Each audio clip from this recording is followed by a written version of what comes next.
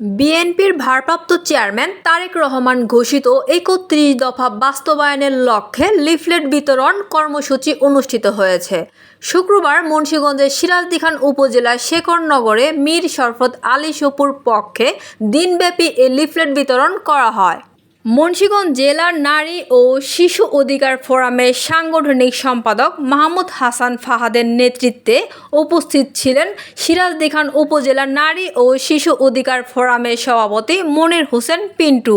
উপজেলা তাঁতি দলের সদস্য সচিব সজীব হোসেন, উপজেলা ছাত্রদলের সাবেক সিনিয়র যুগ্ম আহ্বায়ক রিয়াদ মোল্লা, যুগ্ম আহ্বায়ক মাসুদ রানা ফাহিম, কবি নজরুল কলেজ ছাত্রদলের যুগ্ম আহ্বায়ক আবির টুটুল, উপজেলা নারী ও শিশু অধিকার ফোরামের যুগ্ম আহ্বায়ক আল শাহাদ খান,